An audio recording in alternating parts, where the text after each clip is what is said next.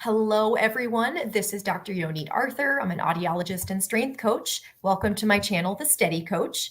And I'm here today with a very special guest named Julie. Julie has agreed to share her story of recovery from chronic dizziness. And you should definitely listen to her because Julie knows a thing or two about struggling with these disorders and then recovering, because this is not her first rodeo. Julie has experienced other chronic symptoms like chronic pain. And she actually works as a coach to help people recover from chronic pain. So at the end of this interview, I'll give you information on how to contact her if you'd like to get to know her better or know more about the services she offers. But I wanted to now stop talking and let Julie have the floor so she can tell you a little bit about herself. So welcome, Julie. It's so good to have you here. Thank you. Lovely to be here. Yeah. So let's start by just having you tell us just a little bit about yourself and your background, since in your case, that background really plays a role here. Yes. Great. Well, I'm a chronic pain recovery coach. I work specifically with women to help them recover from chronic pain through brain rewiring or neuroscience, brain training, and nervous system regulation. So about 10 years ago, my story, quickly, I'll try to abbreviate as best I can. About 10 years ago, I developed chronic pelvic pain, and it was a very traumatic experience. It happened suddenly through a series of events, which we'll talk about a little bit later with the dizziness. It's never one thing. It's usually a series of events when persistent symptoms start. And I did the whole route of going from doctor to doctor. They didn't know what was wrong. It was very isolating. I was a Pilates instructor at the time, and I had to close my Pilates business. So my life literally turned upside down, which is very common when people experience chronic or persistent symptoms.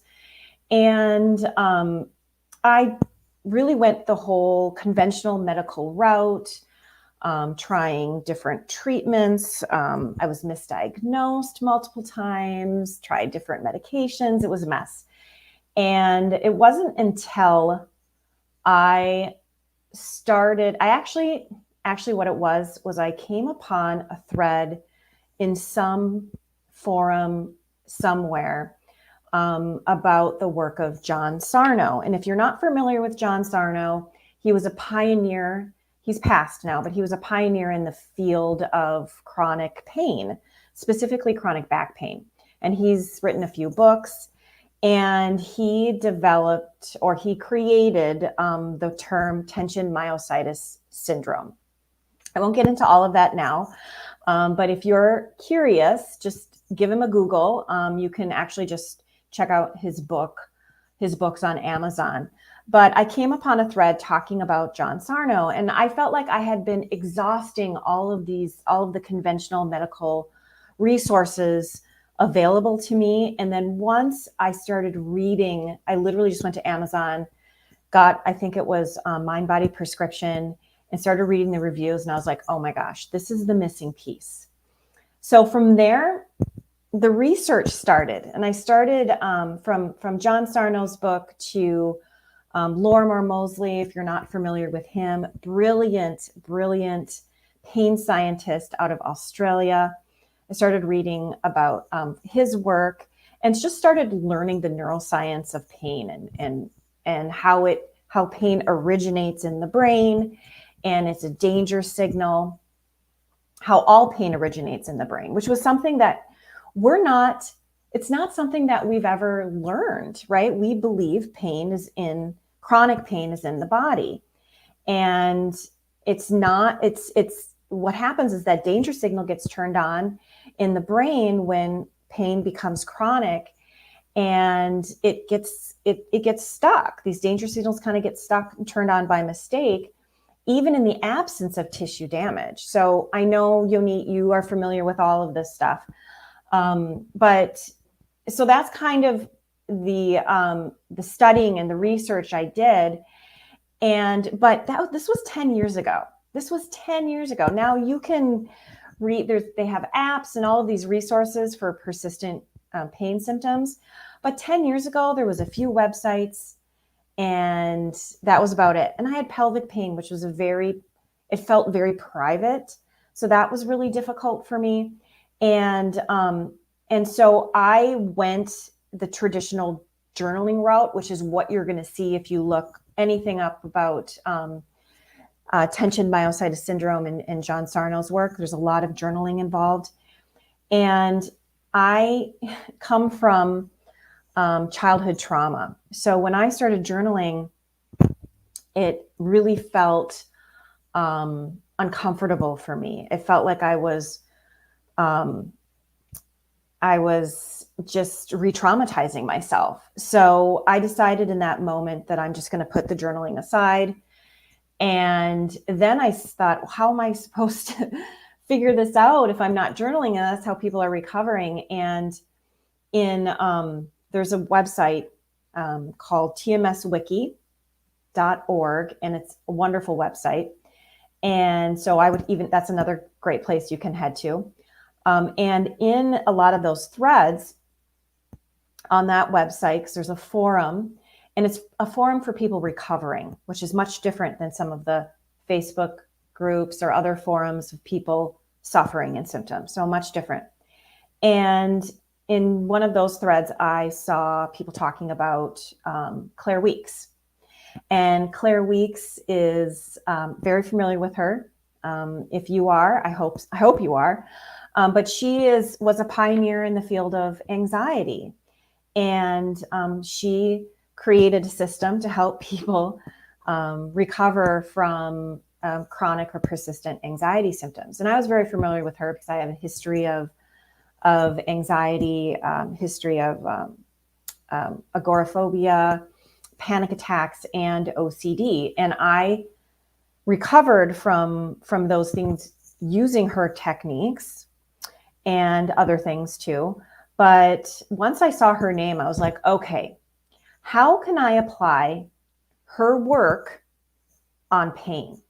And I knew for me, the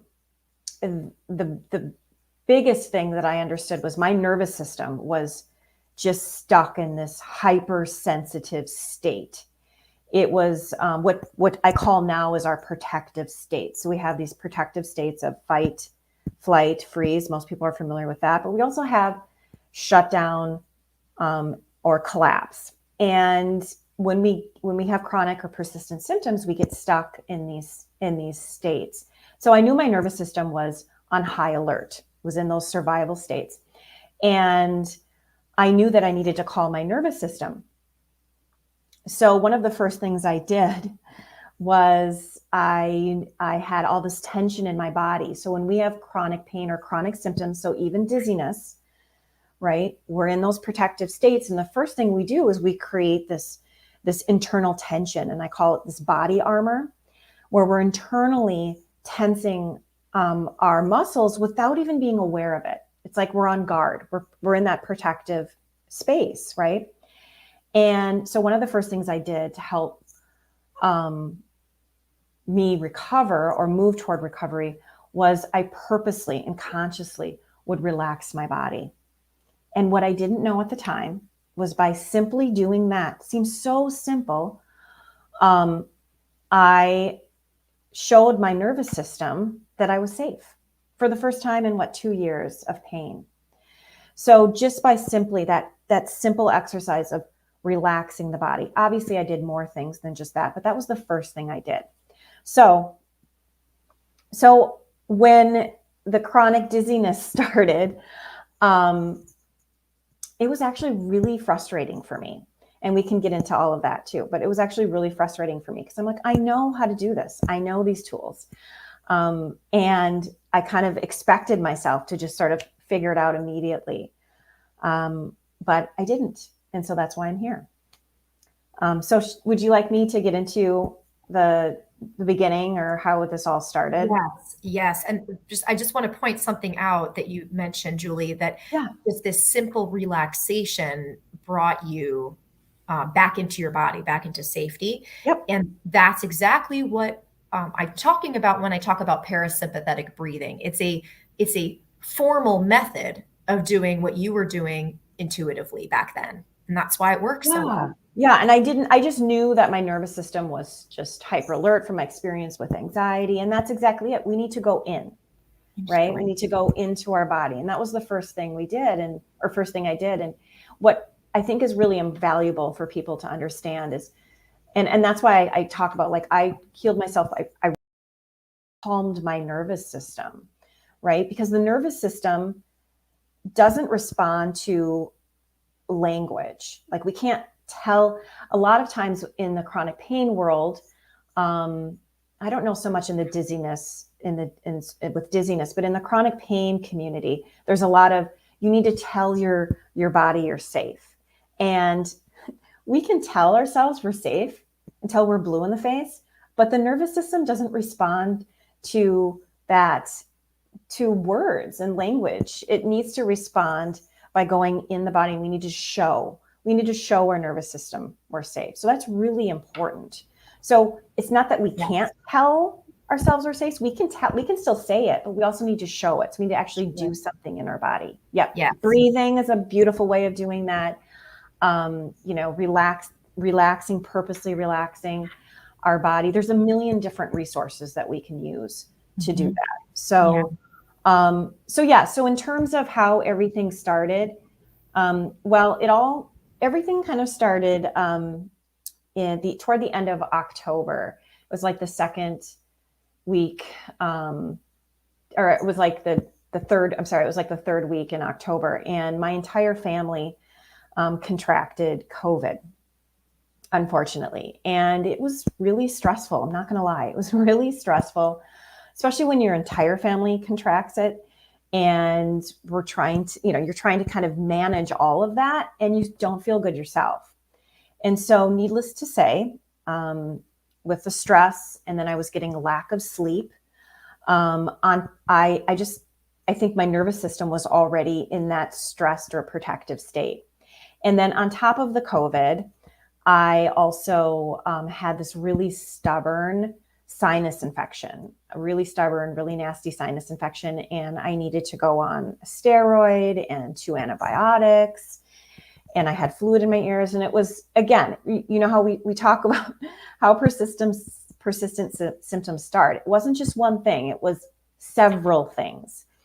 And all of that, toward the end of the second week of COVID, I started to notice I was feeling woozy and dizzy and just off balance and just off. And at first I just kind of assumed, oh, maybe this is like lingering COVID stuff. Maybe it's the medications I'm on. And I figured once I'm done with the antibiotic, this will clear up. But it didn't. And actually what happened was it got worse. And then I was really starting to get more anxious. I'm like, okay, what's going on here? When you have COVID, everyone just says, oh, it's just COVID. It's just COVID. And I'm just like, what? That just doesn't make any sense to me. And I understand there's the long haul COVID and all of that.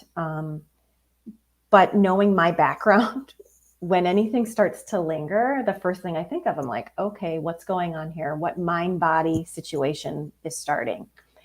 But this was different. This felt really different to me because it was dizziness. This wasn't pain. So it seemed like it was a lot different than what I had experienced previously at that time. So, and I had a lot of strange symptoms, but it didn't start out with the typical like vertigo, like you hear room spinning. I wasn't spinning, the room wasn't spinning, but I remember in the beginning, I just felt medicated. And so that's why I thought it was the medications. I just constantly felt like I had this, and I've heard people say this before, felt like I had a few drinks, which I didn't, and I hadn't drank anything. I felt like I was on some really heavy cold medicine. And what I decided to do was during that time was start listing all of the symptoms I had, because I thought, okay, I needed to start writing this stuff down. And so I'm going to go through these because I think it might be valuable to people. I know for me, whenever I experience, or especially in the past, if I experience symptoms, hearing what other people experience is like, oh, I'm not alone. It kind of can relieve some of that anxiety. So are you okay if I just kind of go through? Absolutely. Okay, I was perfect. hoping you would do it. I'm gonna Okay. put them on the screen too, so people can read them and hear you say it. Okay, there's a lot of them. So, Perfect. Let's do it. I felt like I had a bobblehead. So I felt like my head wasn't connected to my body. It just felt like, you've seen those bobbleheads. It just felt like a bobblehead. I was very sensitive to motion. So I had a lot of motion sensitivity. It felt like there was just like an exaggeration of movement. So when I would go reach for something, it felt like my whole body I could feel my body moving. So these are just some ways I could describe it. It felt like my body was moving when I stopped. It felt like my body there was like that continuation of movement. I had near constant derealization. And if you've never experienced derealization before, it can be incredibly frightening. Now, I've had experience with that because it's very common with anxiety. It's actually really common for people to have that post-COVID too. So I had really intense derealization, and that's that sense that, if people describe it in a few different ways, it's like a veil covering your eyes. Sometimes you can feel a little distant. It's this sense of unreality, and it can make you kind of question your sanity. It's really scary. So that was really uncomfortable. My vision was off. I just never felt like I could see clearly. It was like I had the wrong prescription on, even though I had gone to the eye doctor. I even went to see a neuro ophthalmologist. Vision was fine. My head felt heavy when I would sit up. I would just sit up when I was on the couch, and my head just felt really heavy. Sometimes I felt like my head was like gravity was pulling my head back or pulling my body back. It was really strange. Or when I would tip my head back, it just felt like it would fall back. It was just the oddest sensation. Let me see. I'm looking at my notes here. Off balance and woozy. So my balance, I've never had a problem with my balance. Actually, I've had really good balance. But I could walk okay, but I just never felt balanced. And it was worse when it was dark out. And so maybe, Yonit, you can explain, being the expert, why that happens. Yeah. So that is a very common finding with people who have some kind of vestibular something. So I want to explain here, and I've explained this in previous videos. We just haven't talked about it in this one specifically. When someone has these symptoms, they're not just generated by the brain, they are occurring for real in the body. So the brain has control over the functions of your body. So it could reduce blood flow to certain parts of your body, for example, and make them not work as well as they should temporarily. Okay. Mm-hmm. So in the case of people who have dizziness disorders, there is some temporary, very real malfunction of the vestibular system. That's not necessarily something we'd be able to measure on a test because, again, it's being caused by the brain, not by tissue damage or disease. But the vestibular system it uses three main senses, and those are the eyes, ears, and sense of touch.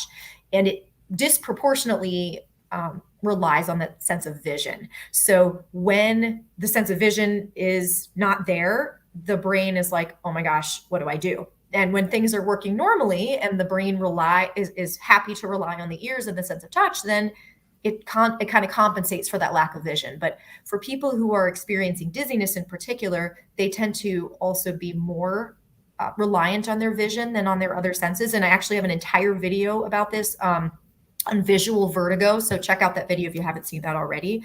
But this particular symptom, feeling like things are worse in the dark, is a very, very common one. Yeah. It was really so bizarre because you never have a problem. And then just going to the bathroom at night, when you wake up in the middle of the night, it was, you're just kind of reaching for safety. It was really strange and very concerning, right? Very concerning. Another thing that I felt in the beginning, which I think people might relate to, is I felt like I had low blood sugar all the time. In fact, I would have these urges to try to eat something to kind of settle how I felt. And it didn't settle. So I didn't have low blood sugar, but it felt like I did. I had a lot of fatigue, which also could have been some post-COVID, but a lot of fatigue, very emotional. My emotions were just up and down, a lot of anxiety. I was very angry. I was very, very angry. And that was because, and I think this is very common, when persistence symptoms hit, it just throws your whole life upside down. And so I was really, really angry. And I know for myself, this experience brought up some PTSD from my chronic pain in the past, for sure. And so that was another reason, for that emotion of anger. Racing thoughts, difficulty sleeping. So there was a period of time where the insomnia hit from the anxiety, and I just had a really hard time sleeping, which always makes us feel worse the next day, regardless of what we have. Hard time getting up in the morning. My thinking was really muddled. That's perfectly explained when we're in our protective states. We just don't have access to that our logical thinking, to that prefrontal cortex. And so our thinking can get really muddled. This is really interesting too. I felt like this was a great explanation. I would say this all the time. It felt like my brain didn't know where my body was in space. That's how it felt all the time. It's like my brain was trying to figure out where I was in space. Just couldn't figure it out. And then about 2 weeks into symptoms, maybe 2 or 3 weeks into symptoms, I started to develop eye pain and eye strain. That's not something I think is talked about enough. Or people just assume right away it's migraine associated vertigo. But I experienced eye pain, eye strain.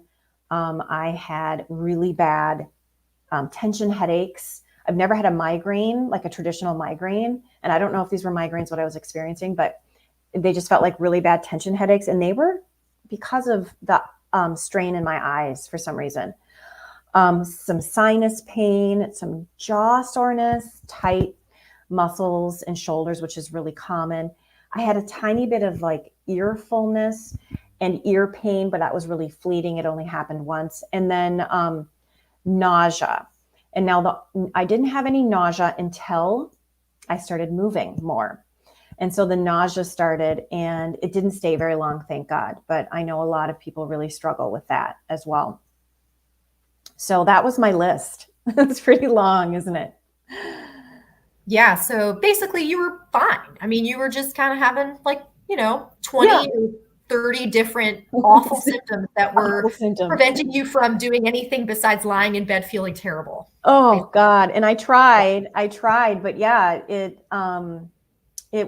daily life was hard. And I was coaching clients at the time, and I unfortunately had to pause my business because I couldn't tolerate the screens. I couldn't even watch TV, especially when the eye strain and eye pain started.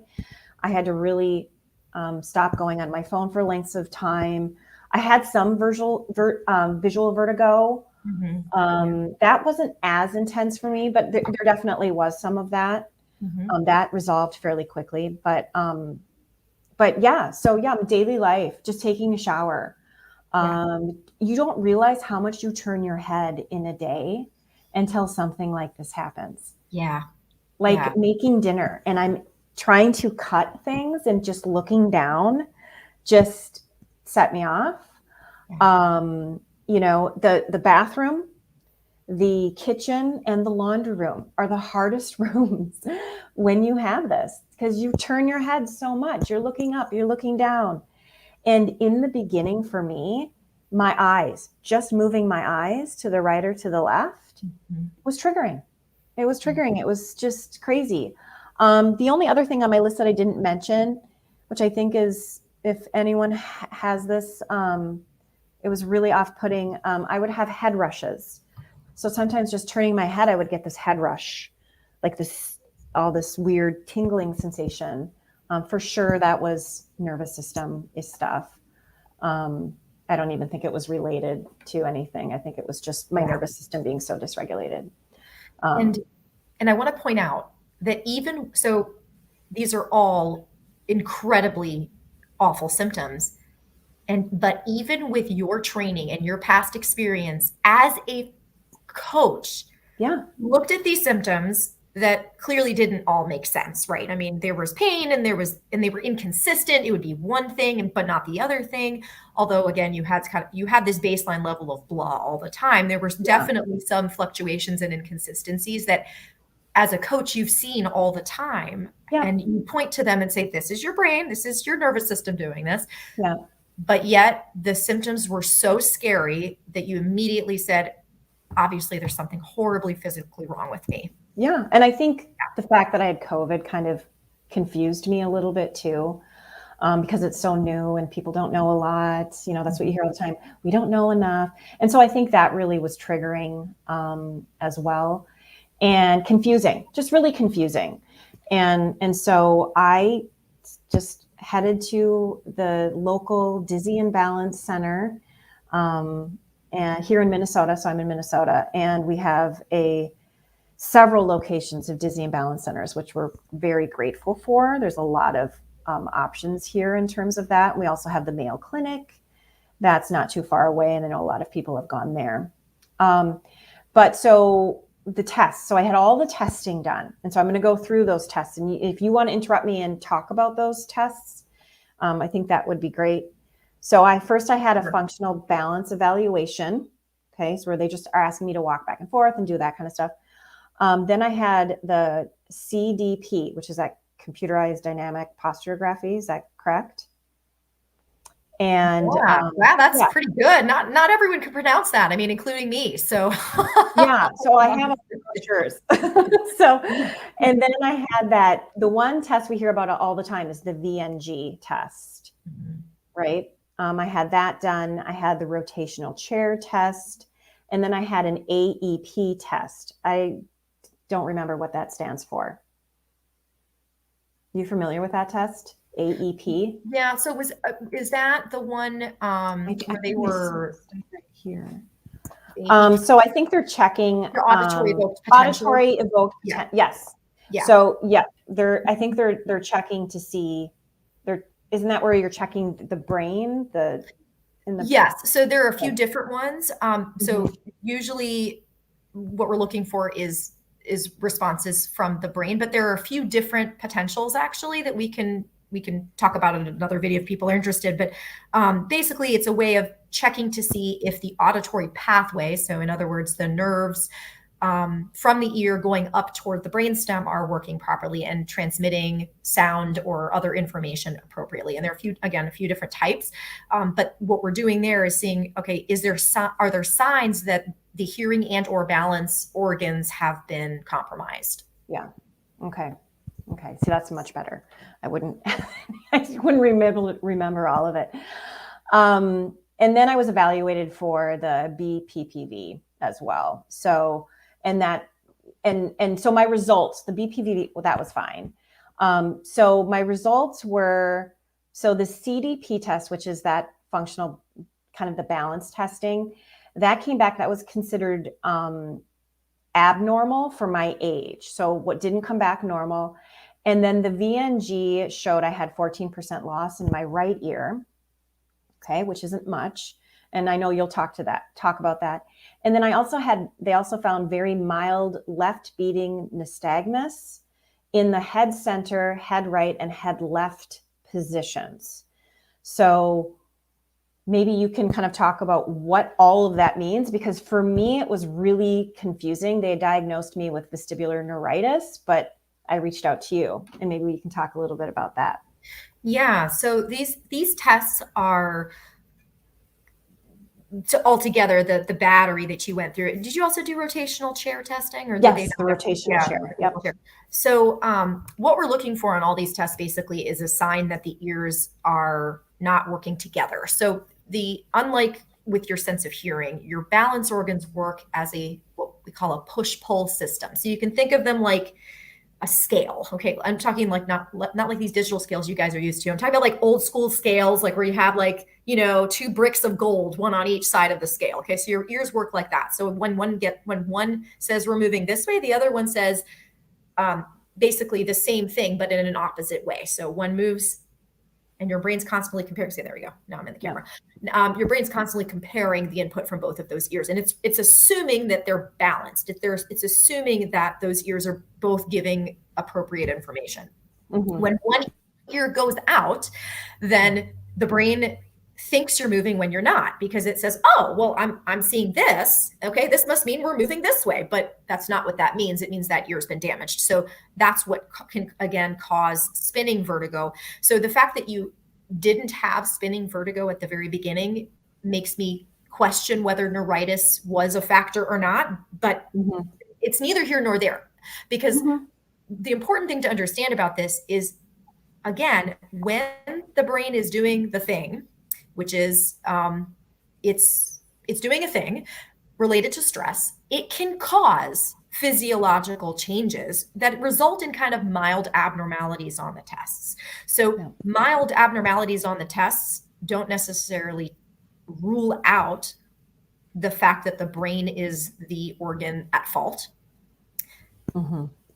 Then also I want to add that in most cases, even if the ear is at fault, the brain adapts within weeks. And I just saw a gentleman the other day who went through a horrible case of neuritis. His left ear was just out. I mean, just dead, completely dead. 3 weeks later, he's fine. He doesn't have any symptoms because his brain adjusted, his brain adapted. So that's what we expect to happen. Exactly. So when these abnormalities come back on the test, it doesn't mean that you're going to be chronically dizzy. When someone has dizziness persisting longer than a few months, even with abnormalities on tests, I would say that the dizziness is no longer being caused by abnormalities on the tests. Sure. Very similar to chronic pain, right? Very similar. Very similar. Very similar. The similarities are amazing to me. Just how similar those two things are. But it's still hoodwinked you. But it's still totally. Yeah, I'm human, right? Like, and when you're in it, it's really hard to see outside of it. And I was really trying to, you know, implement the tools I used in the past, and some of them just it wasn't working the same way on the dizziness as pain. And I remember even saying to myself, like, pain is so much easier than this dizziness. I hear that so much easier.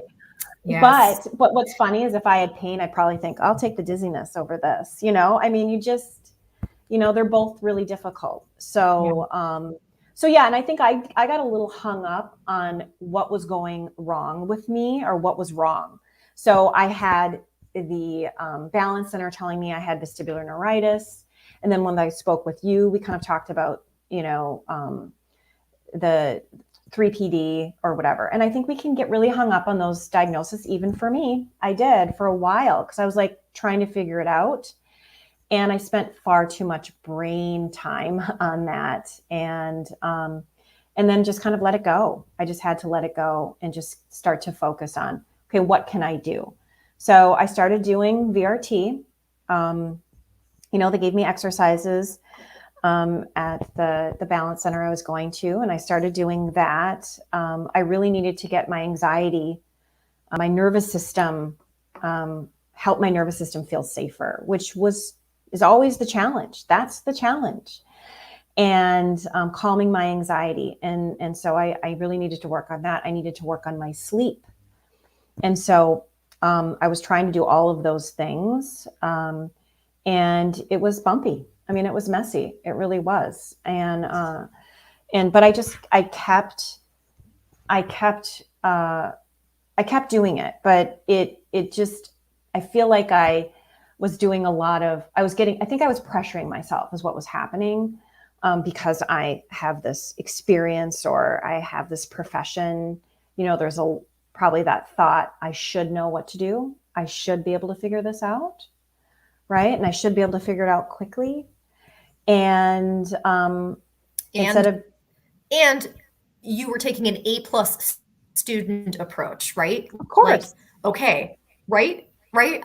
This is a new thing I've started saying, but when someone says, I'm just not getting better, I don't know why it's not working, I say, are you being an A+ student? Are you like do you have color-coded, highlighted scheduling going on with like all sorts of like timers and schedule blocks? Because that's not going to work. It's not No, going to and work. it's so funny. I knew that, but you still sort of get, when you're in it, it's so hard to see out. When you're the one, it's so hard to see outside. Now looking back, I'm like, okay, Julie, right? I could easily see what I was doing.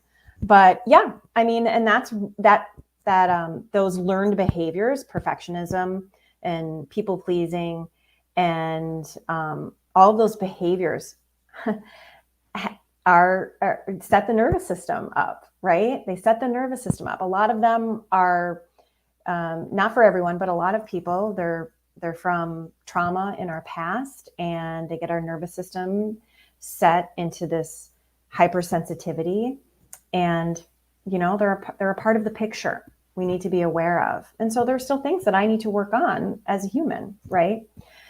And that's okay. What else do you have for me? What else do you want to ask me? Yeah, so that's a good point, right? But I think this is going to be so powerful for people to see that even someone who did it and coached others successfully for like a decade could still fall into this because dizziness is so scary. So there's nothing shameful about having this experience. But Well, even and those mind body symptoms in and of themselves are just a human experience. yeah. They're a human experience. So even other practitioners and doctors, Alan Gordon, he's a great pain psychologist to check out. He's got a book called The Way Out. Brilliant guy. Dr. Howard Schrubner, they talk about, they'll still experience symptoms sometimes. They talk about how it's just a human experience. It's not something to feel shame about, but I was truly pressuring myself. That definitely had an impact on the duration. Although my recovery was quick. It was pretty quick. Right. Once you got a handle on it. So now the magic question everyone's going to want to know the answer to is, what'd you do? What I do? So, it's funny because everyone is going to have their own unique path out of persistent symptoms. And I think it's really important. It's great to hear how people recover, but it's also important to know that your nervous system is yours and it's unique. And what helps you recover may not help someone else. Or maybe, and for me, like the first time when I had chronic pain, I didn't just use the techniques John Sarno shared. I grabbed things from here, and my own intuition, right? And so, but I will share definitely what has worked for me, what's worked for clients in the past, what helped me with pain, what helped me with dizziness. And basically, I rewired my brain, which is what happens when the brain compensates, right? And I regulated my nervous system. And how did I do that? Well, one of the things when we have dizziness, we know when we do VRT is we actually have to be exposing ourselves to the very movements that cause us symptoms, right? That's really important. That happens when we're recovering from anxiety, and we need to face the things that are creating those symptoms in us. But we want to be doing that in a graded, slow, compassionate way. We want to do it in a way that our nervous system is going to be able to handle, right? And when we're in our protective states, again, fight, flight, freeze, shut down, collapse, we want to make sure the nervous system we're doing this in a way that helps the nervous system feel safe. So we don't want to just run out and do everything and ignore the symptoms and push ourselves. And you hear a lot of that in the chronic pain community, especially back 10 years ago. You heard a lot about that. You hear a lot about that even in the dizziness community, in some of the groups I was in. It's like, ignore it, and keep pushing yourself. And while that idea is going in somewhat the right direction, the approach is different. So we want to make sure we're doing this in a very graded way, very calm way. We want to be calmly exposing ourselves to those sensations, and not just physically, but emotionally. We need to go into our body and we need to notice, how are we responding to the dizziness? How are we responding to all of these different sensations in our body that's happening? Are we responding with fear and frustration? Now, if our nervous system is in those states, yeah, that's what we're doing, right? So we need to go in, and we need to allow ourselves to feel some of these emotions. That's important. But we also need to notice how we're responding to those sensations. If we're responding in frustration and fear every time a sensation comes up, that's reinforcing danger in the brain. And dizziness is a danger signal, right, in the brain, and it's reinforcing that danger signal. And so what I did to help myself recover from dizziness and recover from pain was I changed my response. And I know that sounds very simple, and actually the method is simple, the application can be challenging, but changing my response to those sensations. So rather than this interpretation of, oh my God, panic, I changed that, and I really tried to have a neutral reaction to those sensations. And it's different than ignoring, because I think ignoring is resistance. It's pushing away. And what happens when we have pain and dizziness is it triggers our nervous system. We get stuck in that fight or flight, and we get scared, and we don't want to move, right? And we get that body armor inside going, all that tension. And that all keeps us, reinforces that danger signal. So we need to do the opposite action. So recovery is very counterintuitive. We need to change our response, allow the sensations to exist. That's the key. Allowing them to exist, using regulating resources like you talk about, breathing, right? Calming activities, whatever those activities are. You're still exposing yourself. I'm still doing VRT. I'm still exposing myself to normal movements, but I'm doing it from a completely different response, right? I'm not doing in this rushed, hurried, urgent way. And now when your nervous system is in those protective states, in the beginning, you can't just switch it off, right? It's going to take a lot of practice. And something I talk about with my clients is we need to first understand. We need the knowledge. We need to understand what's happening in our brain, right? Why is this happening? We need that knowledge. And then we need to build some awareness, right? We need to build awareness on how we're responding. How is my body responding to these sensations? Am I tightening up? Am I tensing my body? Am I avoiding movements? What am I doing inside? Am I holding my breath, right? Am I pushing away my emotions?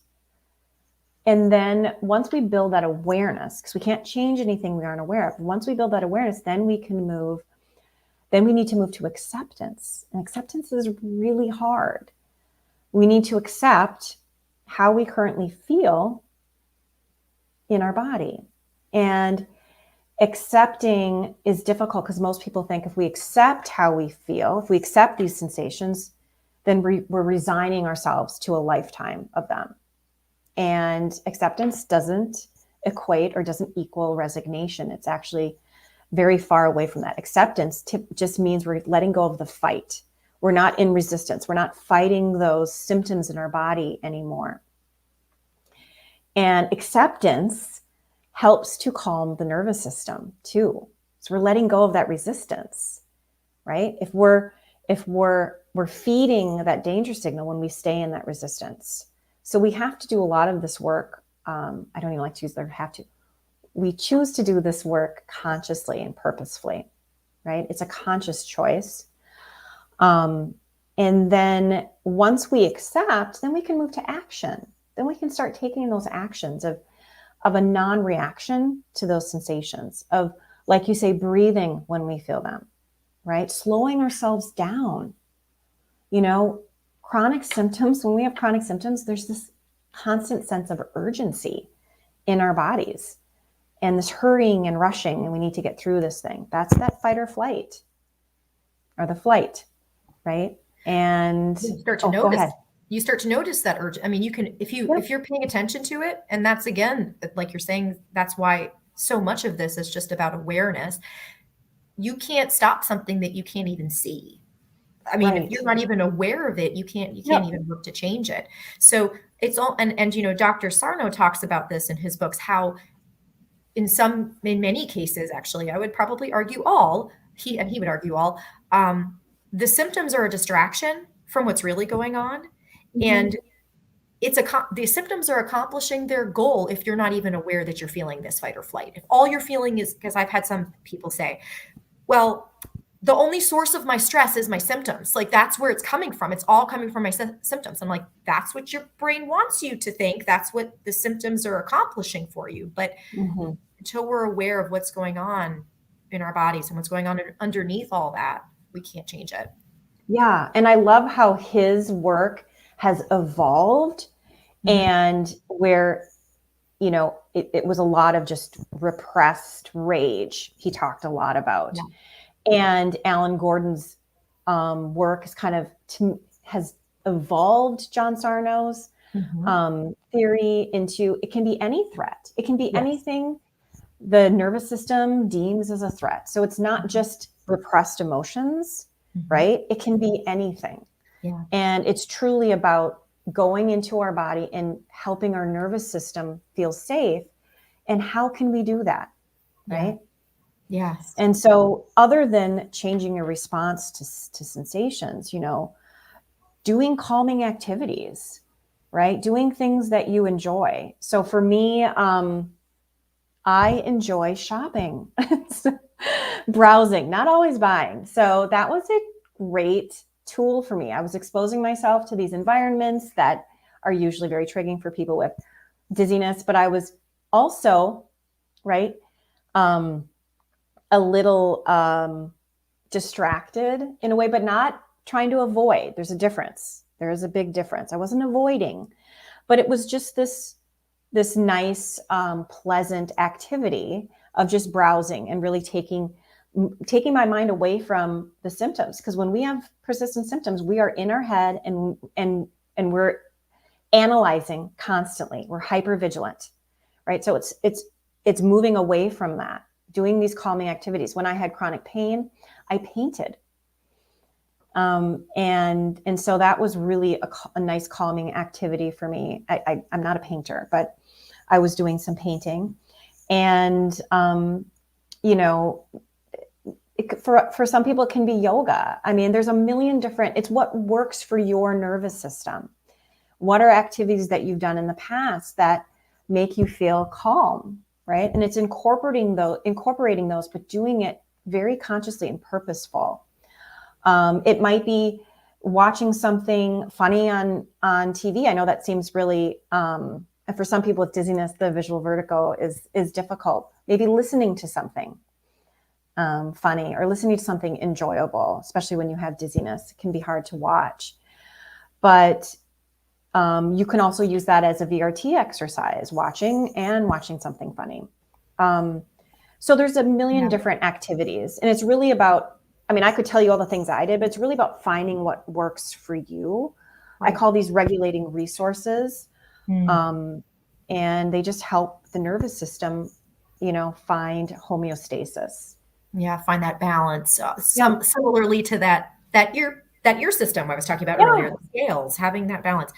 And this is a gold mine. So if you're watching this interview, you should rewind the last 5 minutes and watch it again, because everything that Julie has said is basically exactly how we work with our clients. We help our clients, we support our clients in finding this kind of regulation, but you can watch this video and understand, and I want to really emphasize this, that we're not saying painting is going to cure symptoms or that shopping is going to cure symptoms. It's understanding that those activities are purposeful, that we are using those activities, we're leveraging those activities like medicine, like a pill that can help your nervous system go back to its more balanced state so it no longer has to produce these symptoms. Yeah. And the last thing I want to say, because I know my clients get tripped up by this sometimes, is you know, anything we do, it really it has to do with the energy behind it. So if I was painting but the energy behind it, my emotion was urgency or you know, fear or anxiety or worry or whatever, the painting isn't going to do anything. It's probably going to be really messy, actually. But it's our energy behind what we're doing, right? We want to try to encapsulate a calm approach. And when I say calm, we want to move at a slower pace, right? We want to, when I'm browsing in my stores, I'm moving at a pace my nervous system finds calming and soothing and safe. So it's the energy behind what we're doing. So it doesn't matter what we're doing. We can make it calming or more soothing. Did I explain that okay? Yeah. Mm-hmm. Yeah. It is. And this is something else about VRT, you know, specifically when people ask, do I have to do vestibular rehab? I say, absolutely not. I mean, if it's a systematic way for you of addressing your fear inducing activities, 100%. Right. But if it stresses you out and you're treating it like this horrible thing that you have to do 3 times a day, and it's not something you can approach with that kind of acceptance mindset, then I'm not saying it's not going to hurt. I don't think it's going to hurt you. I don't think it's going to make things worse, but you're not going to get the most out of it. Let's put it that way. It's going to cancel out what the goal of it. Yeah, exactly. Yes. And this takes a lot of practice. This isn't something that just happens automatically. I mean, my clients, it can take, weeks to months of intentional practice. And I know that can be really hard and frustrating, having that patience, but the brain learns by repetition. The nervous system needs multiple calm, safe experiences before it really learns it's safe. So that's okay. So knowing that it's going to take time and giving yourself permission to allow your body to heal at the time frame that it needs.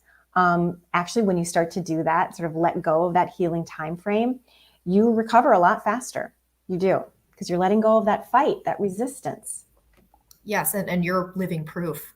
I know we're running short on time, but I wanted to make sure that we don't forget to just talk about what your life's like right now, because I want people to hear the difference. We talked extensively about what was going on starting in October. So what's life like right now that you're feeling better?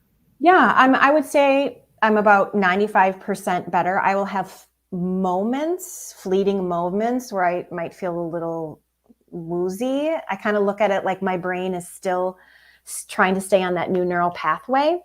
And so I just need to keep repeating what I'm doing, living my life normally, not responding to those sensations. But I will have like little tiny fleeting moments, and then it resolves. I'm back to working part-time, coaching clients. I'm feeling really good. My energy level is great. My sleep is normal. I'm going to the 4 grocery stores a week that I love to go to without feeling goofy in the grocery store. My balance is great. I worked really hard. I think my balance is actually better now than before because I was working really hard on my balance.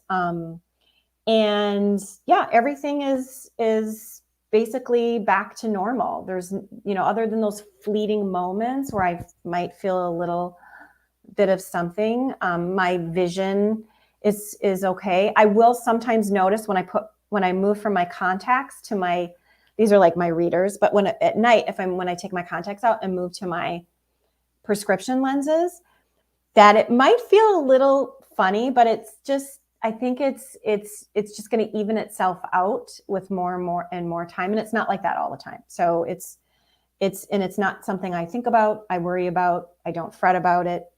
But yeah, life is good. And I'm so grateful to have my vestibular help. it's just a whole different world when that happens, and it's a whole language to learn, just like chronic pain. Yes, just like chronic pain. And I just want you guys to know, as we finish up this call, that Julie is the reason that there are recovery stories on my channel. Because when Julie first wrote to me, she's like, recovery stories were a really big part of my recovery from pain. And I said, yeah, I've been thinking about that, but I just never really got in the habit of asking people for their recovery stories. And now it's like a campaign. So the fact that it's come now full circle in these short few months, and now you are one of my recovery stories here for other people to see and be inspired by, there's just nothing more gratifying than that. Oh, well, I'm so thrilled that I saw your YouTube, and I will say the second, the way you explain things is beautiful. But then when I saw you refer to John Sarno or Tiamat, I was like, yeah, she knows what she's talking about. Yep. And not everyone agrees with you. That I know.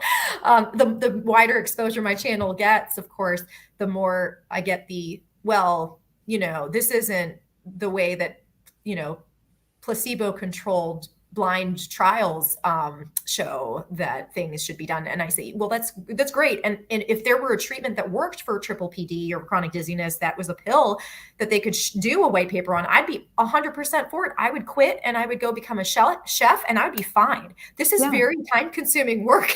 It is. Yeah, it is getting that word out. And I'm hopeful, because of chronic pain, this will move in that same direction. I'm hoping and it's taken a long time for chronic pain recovery to really see a spotlight, because there's still so many people that believe you can never get better from chronic pain. And that's just neuroplastic pain. That's just not true. And same with the chronic dizziness, same with getting a vestibular neuritis diagnosis and it turning into, triple PD. It's not a sentence. It's not, you can get better. And and actually, I think most people, Facebook groups. Don't listen to them. No. And a lot of them, I was in one that was good, but I know what not to read because of my previous experience. But for my clients, not a good idea. When your nervous system is so stimulated, those groups can be really challenging. Mm-hmm. Yeah. So stay here. Yes. Stay on this channel. Thank you. Yes. Stay here. I like that. But I so appreciate you again. Again, so gratifying to see this come full circle. And I will include in the video description a link to your website. So if people are interested or are on this channel and know someone suffering from chronic pain or are suffering from chronic pain themselves, that they know who they can reach out to for help. So look for the link below, guys. And of course, if you have any questions for Julie, you can make them comments and I will pass them on to her. I'll answer them myself if I know the answer. Okay. Sounds great. Thank you so much. Thank you. Thank you so much. All right. Take care.